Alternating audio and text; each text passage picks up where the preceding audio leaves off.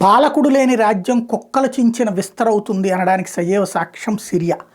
స్వయంగా సిరియా అధ్యక్షుడు Bashar al Asad ఏమో పారిపోయి రష్యాలో తలదాచుకుంటే వాడు అక్కడ బతుకుతాడో చస్తాడో కూడా తెలియదు. ఇప్పటికి 2 సార్లు విషప్రయోగం జరిగింది. దాన్ని బతికిస్తున్నారో చస్తున్నారో తెలియదు.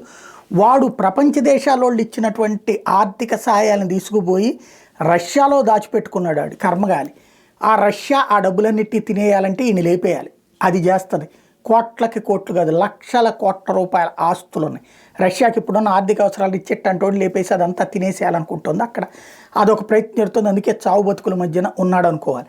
మరొక వైపున సిరియాలో చూస్తే ఎవడు పాలకుడో తెలియనటువంటి పరిస్థితి. ఇంటర్నేషనల్ టెన్షన్స్ ఇప్పుడు క్రమంగా పెరుగుతున్నాయి. అక్కడ సిరియాలో ఒక పక్కన Russia supporting group, Turkey supporting group, Israel supporting group, America supporting group, ఇప్పుడు ఒక్కొక్క గ్రూపు కొట్టుకుని ఈ సందర్భంలో అవకాశం ఉన్నంత ప్లాట్ఫామ్ ఎత్తుకుపోవాలనుకున్నది. ఆల్రెడీ దాన్ని లాక్కున్నటువంటి ఐఎస్ఐఎస్ చీఫ్కి ఇదివరకంటే దాడులు చేసి అధ్యక్షుడిని పారిపోయేలా చేయొచ్చు, కానీ ఇప్పుడు ఈయన ఎలా కంట్రోల్ చేయాలో అర్థం కాక ఇతని మాటినే అందుకు ఏ గ్రూపు సిద్ధంగా లేకపోవడంతో గందరగోళంగా ఉంది. సిరియా కుక్కలు చించిన విస్తరైంది.